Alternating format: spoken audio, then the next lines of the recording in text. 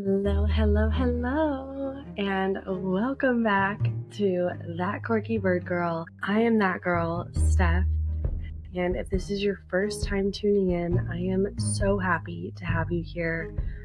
I have been creating content across platforms for the past 2 years about birds, and I have loved it so much. And from that, I have created this podcast where I come on here with you all and I talk about a few different topics that I have going on in my personal life and how they relate to birds. And this week, we are getting more into The Genius of Birds by Jennifer Ackerman. And we are diving straight into chapter 1. So in this episode, I'll be talking about roughly half of the chapter, and I'll talk about as well where you can find me to listen to the other half of this episode. And then the latter half will just be about my travels throughout London because I went there some time ago to see the birds and I saw so many amazing, beautiful species that I want to share with you all today. So let's get into it. Our chapters, as always, are going to be found right here. The first chapter is going to be talking a little bit about our own genius, our ability to think flexibly and adapt. And then our last chapter for Jennifer Ackerman is going to be about self-discovery through observation. And then, y'all, we are diving straight into my travels to London, England. For those of you that haven't been to London, England, this is going to be a great opportunity for you to learn about some birds that you could see across our lovely borders. In addition to that, though, I have some exciting travel announcements that I want to share with you all. But before I get into any of that, let's talk about Jennifer Ackerman and her amazing work that is The Genius of Birds. Now, I completely understand and fully know that this book, it's about birds, ultimately. But I think what Jennifer Ackerman, and I'm not sure if it's intentional or not, so I guess we'll find out together, but it feels like in a lot of ways she's talking about us too. And I really relate to the way that she's talking about birds because I have had so many struggles where I have felt alone and where I have felt like I did not have anyone to turn to. And it just feels like the way that she is communicating about the intelligence and genius of these birds is so similar to the way that I have sort of struggled to understand and navigate through the world. And I think she offers some great comparisons that help us understand that we are not as stuck as we think we are. So I'm going to be talking about the birds that she shares in chapter 1, but I'm also going to be talking about how I relate to them and the lessons that we can take away from specific birds throughout this first chapter. In the first chapter, Jennifer dives right in talking about how intelligence is defined differently depending on the test, and that there is some discourse amongst the scientific and ornithologist community about what it means to be an intelligent bird. And the biggest point that I want to take away from this and what I want to make for you all is the same thing that I sat reflecting for hours yesterday about, which is we get to define our own version of intelligence and our own version of genius. Now, I talked a little bit about this in the last episode, so if you saw that or missed that, go ahead and check that out because I go more in depth there. But basically, what I want to say is an add-on. The fact that we can find and unlock our own version of what it means to be genius. So, like our beautiful, and they give the example of the Caribbean Grackles, I get to decide what I deem as my qualities of genius. So for example, I am someone who loves birds. I could talk about birds endlessly for way too long, probably, for some people. But for others, I'm just their cup of tea. I'm the type of person that can deep dive, talk about birds. If you ask me something about, I don't know, like cars, for example, I don't know anything about cars, but to base my worth off of me knowing or not knowing something about cars just because I'm, for example, from Flint, Michigan, and that's supposed to be something that I just inherently know. And I have no idea. I don't know a single fact about cars other than, the movie. But I give this example to say that we don't have to base our worth on what other people deem to be markers of genius or markers of intelligence. I encourage you to create your own version of genius, and I want to hear what your genius is down in the comments below. My genius is with birds and with learning new languages and with the passion that I get and excitement that I get when I inspire people or when people inspire me and make me feel inspired to change and to adapt and to grow. All of those phases of self-growth get me really, really excited. They just do, and they always have. Define your genius and put it in the comments down below for me. And if you need inspiration from a few birds about what it looks like to feel this genius but still be living in your day-to-day, well, I've got a few examples for you that Jennifer Ackerman provides so beautifully in the first chapter as resources that we can turn to when we need some inspiration. And that is right, y'all. Inspiration does not have to just come from people. It doesn't have to come from the people surrounding you, or it doesn't have to come from, anything that you could pull from your direct environment. It can come from birds across borders. It can come from birds in your backyard. As long as you find a quality that you relate to and that you see yourself inspirationally growing into, or maybe even growing away from, then you've found gold, because that's exactly what we're hoping for here. A few of the examples that Jennifer Ackerman gives were Caribbean Grackles, who when they're feeling stuck, they grab inspiration from their outside environment and they do some interesting trial and error, which I think could actually be important for us to learn how to integrate a little bit more into our day-to-day. So get started with some testing out, with some experiments. If it helps to pretend like you're a little scientist in a lab, then do that. But be a Caribbean grackle, be a common grackle, be a bird that questions if that's something that you struggle with. Another bird that she gives the example of is the European starling, and I'll get into them a little bit more later, but the fact that they are able to adapt and grow within their environment, so much so that they are adapting outside completely the territory that is native to them. So they also live here in the United States. If you're from here, I see a bunch of them all throughout New York City, and they are just busy, highly adaptable birds. And then y'all know I can't avoid talking about the Western Osprey at some point.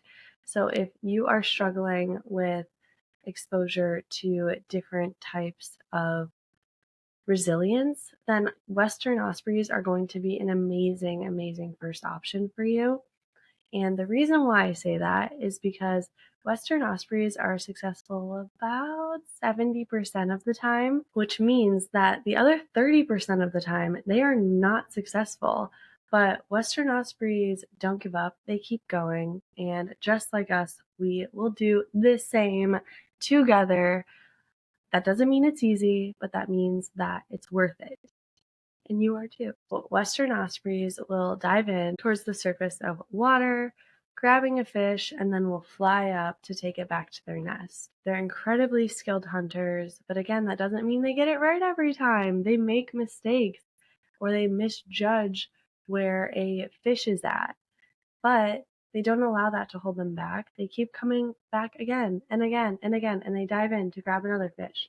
And if a bald eagle comes in to take their food, well, guess what? They're going to keep going. They're not going to just freely give over that food. They're going to fight for it because they deserve that fight, because they put in the work to get it. So if you're needing inspiration from any of these birds, I encourage you to take it. And I'll get into comparisons a little bit more later. but just use this as your opportunity to learn more from the birds. And in the same vein of our Western Ospreys, we have our chapter on flexible thinking. So yes, just like a Western Osprey, you can be resilient and you can bounce back, but also it's that test and that trial and error that you go through that really empowers your process and allows you to evolve and change and integrate new strategies and integrate new things that you can get started doing today that would greatly make a difference in your tomorrow. Because at the end of the day, that's all that we're looking for, is just making and creating a better tomorrow for you, a better tomorrow for the birds, a better tomorrow for everything that is in our environment. Use different lenses to help support your adaptability. So if that means learning about someone who is in the same field as you, if that means pulling a bunch of different role models that maybe they're younger than you, maybe they're older than you, whatever it is that they might be, but pull inspiration from them and allow yourself to lean into the lessons that they've already learned and adapt to them. And don't be scared of trying something new. You know, I talked about last week starting this podcast, and it was terrifying for me, and it is still sometimes, but I still get on here, I still show up, I still share my story. So I encourage you all to find strength from the birds, from our time together here, to continue growing and learning. Next, we have the important power of community. So European starlings, Jennifer Ackerman talks about how they don't instinctively know the next step. They don't instinctively know where they're going to fly to make this beautiful, miraculous murmuration up in the sky. They're doing it by looking around them and trusting their 7 closest birds to know where the next direction or the next step is going to be.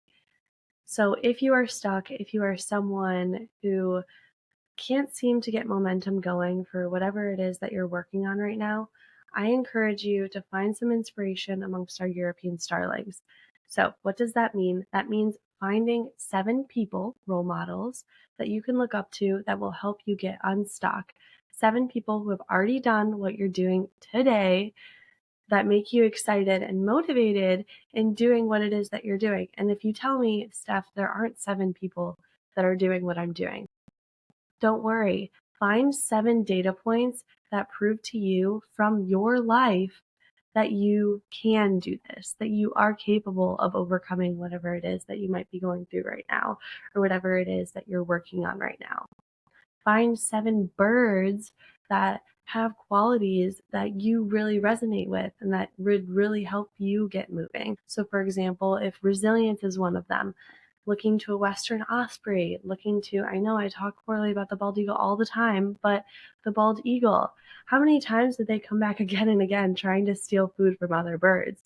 They are scavengers because they're not excellent at hunting. But what did the bald eagle find that they are excellent at?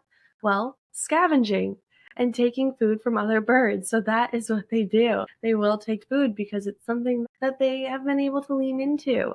And it's not about being exactly like these people. It's not about adapting exactly to their situation. Again, it's about finding our own genius within these little niches of birds, of people, of scenarios, of data points that can help us and motivate us to want to feel excited about what it is that we're doing. And if you need a reminder on how community and how people are here to support you, then look no further than our American crows. They are so supportive of one another. There is a lookout bird, so there's one that's always keeping an eye out and making sure that you're safe.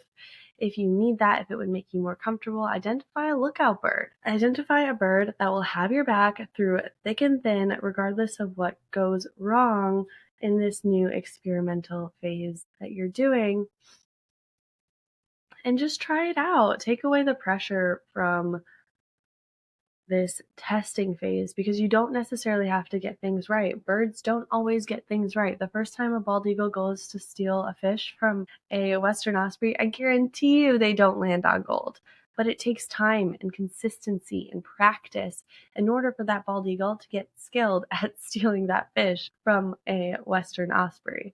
So just like our bald eagle friends, keep going, keep trying, don't give up on yourself, because before you know it, you'll be there with your target acquired. Now, if that's still something that sounds difficult to you, Jennifer Ackerman makes a great point. And use play just like our birds.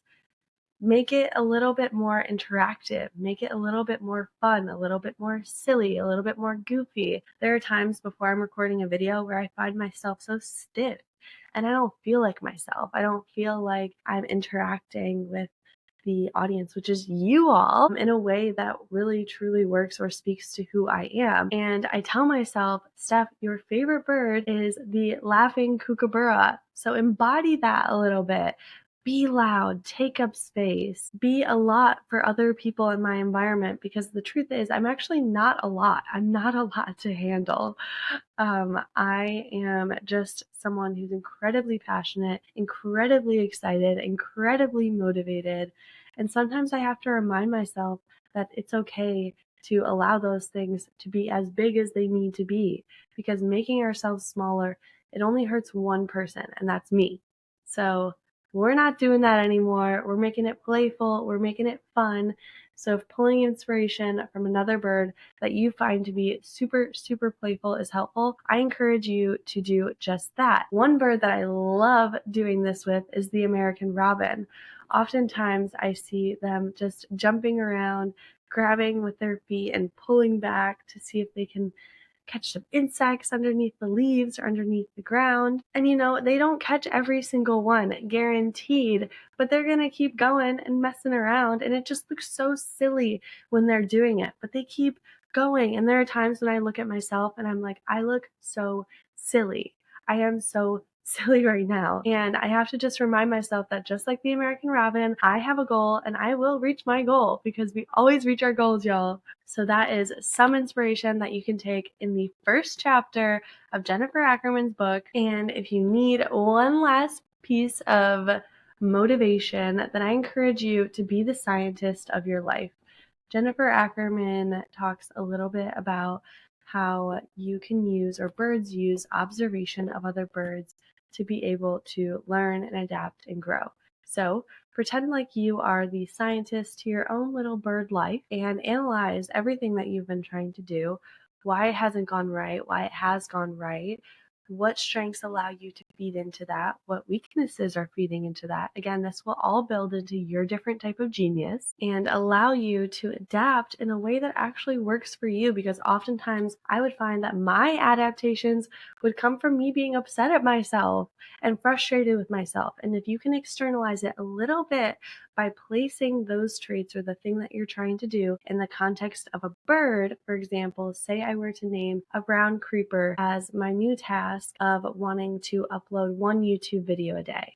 So I tell myself, all right, just like a brown creeper, not every tree, not every trunk is going to be successful, but that doesn't mean I just stop looking for food and I never need substance anymore. Oh, no. Just like the brown creeper, I will be advancing all the way up along that tree, and I will not be giving up until I get exactly what it is that I'm looking for.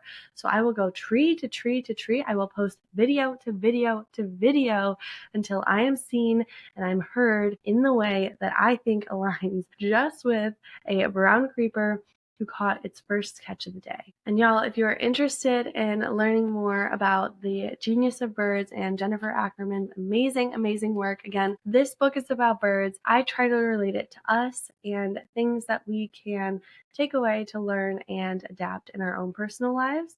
So if you want to see part 2 of this, then you're going to want to do 2 things. So the first thing, I will have a part 2 uploaded over on YouTube. This book, The Genius of Birds. So go over and check that out. That will be Wednesday when that is uploaded, and it'll be uploaded to my That Quirky Bird Girl channel. So be sure to check that out. In addition to that, I also have a Patreon, and I will be posting the part 2 over there as well. And I will be sharing some exclusives that you won't get anywhere else. So you're going to want to be sure to check it out, watch that video, interact.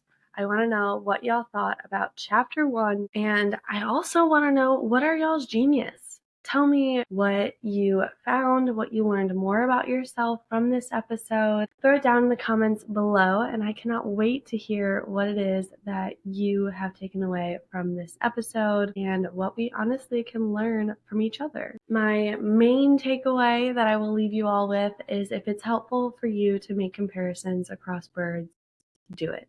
There have been so many times where I've stopped myself from comparing myself to an American robin because this scientist said you shouldn't, or this person said it wasn't a good idea, or this person said this. Okay, all of that exists, and there's a reason that it exists. And I'm not going to take away from those arguments because they're completely valid and not personifying birds. But I will say that if it helps you along on your journey and it helps give you motivation to look at something outside of yourself and give them grace and tell them, hey, you can learn from this bird by doing this one thing, do that. Do what it is that helps you, even if it means it goes against what other people have done, what other people want you to do. You are the leader, you are the driver of your own life, and no one else at this point is in charge of what it is that you're doing or saying. Regardless of the limiting beliefs that you might have, look to a bird that does the opposite and then take away those strengths because you already have them within you. If you're sitting here watching this podcast, then I already know that you are someone who is resilient, someone who is strong, and someone who is kind. So apply those same skills to yourself. Now it's time for some travel bird stuff. And I am so excited to be doing this series because I have even more exciting updates about what it is that I will be doing throughout the rest of the year, y'all. So if you've been following my TikTok for a long time, you know that I have been working towards travel chirp chasing. And that is my ultimate dream, y'all. I want to have a TV show one day where I am traveling and showing you all the amazing birds that live within our world. And this year I am taking the first steps towards that. So I will be starting in May, making my way down through South America. And I have a few connections with different hostels and hotels that I'll be staying at throughout my entire trip. So if you want to follow along on my travel journey, be sure to check out my YouTube page. It is That Quirky Bird Girl, and you can find me. You'll want to subscribe and turn on the post notifications. And the same for this podcast if you haven't already done that. But I will be traveling, y'all. So let's get started on some experiences that I've already had while traveling because I can't wait to share them with you. Our first destination is in London, and I have been to London once. And the one time I did go, I was able to visit quite a few different parks, but I'm going to talk about one park in particular because this one absolutely floored me. And it was one of the parks that I was most excited for, and I will tell you why in just 1 second. And that is Richmond Park. And for a few reasons I was excited about this park, but one of the main reasons was because this area in London is Richmond. And if y'all have not seen Ted Lasso, which, that is such an inspiring show and speaks so much to what I was sharing earlier about birds and resilience and bouncing back. So if you haven't seen that show, it's another great example of the themes that we talked about a few minutes ago in Genius of Birds. But let's dive in to Richmond Park. Richmond Park is about 20 minutes outside, or it's inside of London, but it's about 20 minutes away from the city. So you're definitely going to want to take something like an Uber. Once you arrive to the park, you're immediately greeted with friendly and happy faces. There is an awesome cafe. So if you need that espresso shot in the morning, perfect opportunity for you to take it. And they also have pretty decent bathrooms. So if you need those, they also have them available. This park is massive, y'all. As soon as I walked in, literally within moments, I looked to my right and there are Eurasian jackdaws everywhere. Now, it's important to understand for me that the kind of equivalent for those of you that are in the United States is going to be our common grackle. Now, imagine if you saw a smaller common grackle. So let's just take some of the tail off, for example. and make those eyes a stunning bright blue. Y'all, these birds are absolutely beautiful. And if you're watching the video right now, check out this photo of a Eurasian jackdaw. They are also a species that helps out other species. So for example, towards the end of this long, amazing walk that I had in Richmond Park, I saw something like 40 deer. And I think the name of the deer were like short-tipped deer or something along those lines. But they were these beautiful, beautiful animals that had these brown dots all over their body. And Eurasian jackdaws will actually sit on top of the deer and they will pick off insects as a way, one, to get food, of course, but also to help out their birds. So just an example of how we can lean on, again, other people to help us that have skills and traits that we don't have. Because think about it, these deer, they can't reach back and just get that insect that's chilling on their shoulder, but the Eurasian jackdaws, they have allowed them to come and chill on their body, which must be uncomfortable to a certain degree. It must have been uncomfortable for the first deer that did it, and help them make sure that there are no more insects on them while also feeding another species. I saw them everywhere, and literally as I was walking into the bathroom, I looked over to my right and I saw some European goldfinches. And I had never seen European goldfinches. I actually only saw it for a split moment, and I recognized them from their flight pattern. So finches have very, very specific flight patterns, and it does this for those of you that are watching, I'll do it in sound. It's like uh uh uh that would be what their wing beats represent as they're flying. So immediately identified that and ran into the bathroom. Already within minutes, I'm having amazing bird experiences at this park. So I come out of the bathroom, round the corner, and big warning, y'all, if you do want to go to Richmond Park, it is muddy, muddy, muddy. So be sure to wear boots or some pair of shoes that you don't mind getting super dirty, because there are quite a few different environments that you could walk in throughout this park, and you're just going to want to make sure that you're prepared for all of them, because you have no idea what you'll be inspired to see and what you'll find just around the corner. One bird that I really, really, really wanted to see was the Eurasian Jay, and I actually had the opportunity to see it, and I recognized it just in a split second. Again, I was turning around and I turned a corner and I saw these flashes of blue and brown in a bird that was just soaring by, and I knew immediately, this is a Eurasian Jay, I have to follow it. So I turned the corner and followed down this massive area that there were trees all around me, and there was a Eurasian Jay hanging out on one of the lower branches. Now, if you're someone who's tuning in from London, I know you have a lot of questions about the Eurasian Jay, and what I will say is that they are beautiful, beautiful birds, and you're so lucky to see them. But yes, they do eat eggs. They eat a bunch of native bird eggs. This can, of course, cause problems for our great blue tits that are beautiful, beautiful backyard birds. An effort to make sure that Eurasian jays don't steal all of the eggs from great blue tits, what people have done is made the circle or the entering of birdhouses that the great blue tits use smaller so that Eurasian jays are not able to get in. This is something we do here in the United States too, but I know even more so it can be a problem throughout Europe just due to limited space for the birds to thrive and grow in. In terms of environments that you can experience throughout this park, as soon as you walk in, it's going to be mostly a river environment because there's a river flowing right alongside. Now, y'all, I did not see a common kingfisher, but I send you all the best of luck in seeing a common kingfisher. That is a bird I want to see so, so badly, and I will see it next time that I go, but I didn't see it this time. That river environment, though, is going to be a great, great place to look out for one.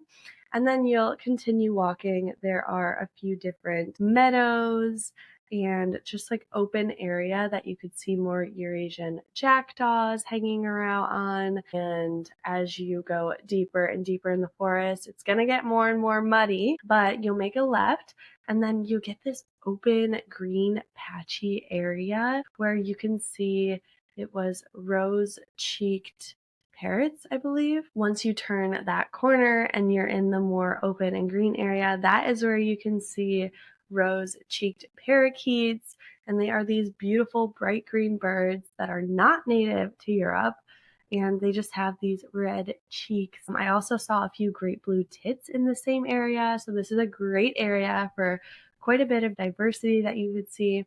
Once you come out of this super green and lush area, what you'll see is these open bodies of water that you can walk to.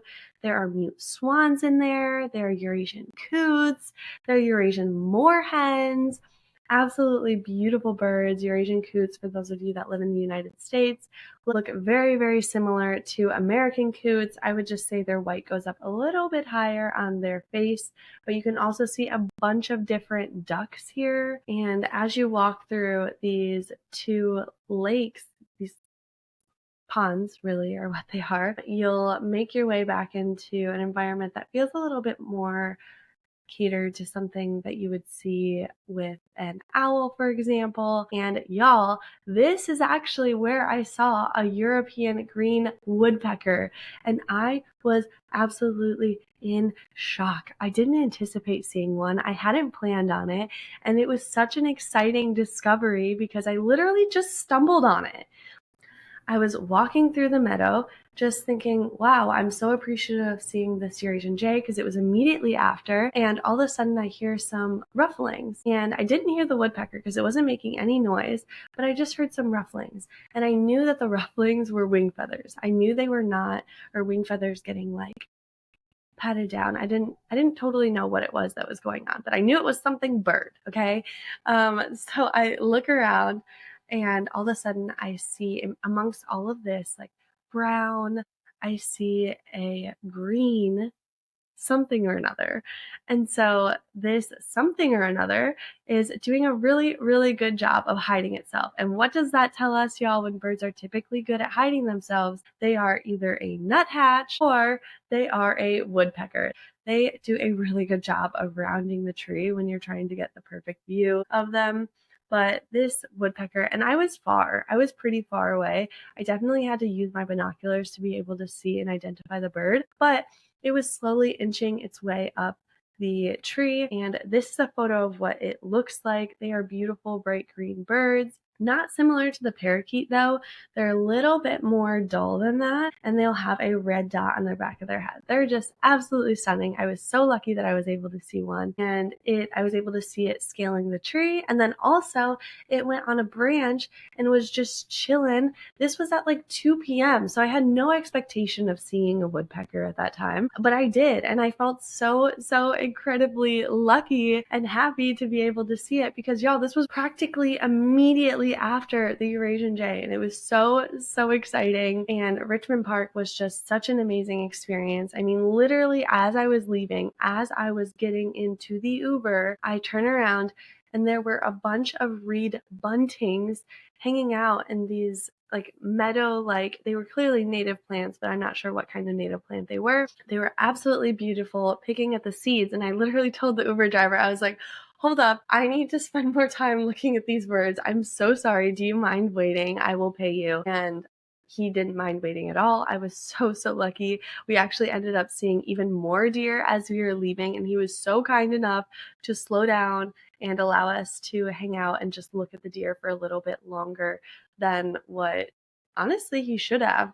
Shout out to that Uber driver, because they were amazing. All right, y'all. So we are keeping this international series going, and I will be sharing some amazing bird lore with you all over the next few weeks about my travels. Next week, I will be talking about what birds I saw in Liverpool, and I've mentioned them a few times on this podcast, but I will be going more in depth on those birds and others, and I will have more information to share about my exciting travels that get launched in May. I have a GoFundMe listed in the bio of this video for improvements on equipment that I have for filming and bringing the lovely birds to you all. So by this year, May, I will need to have an improved setup for you all. Be sure to donate if that's something that you can do. I really appreciate it.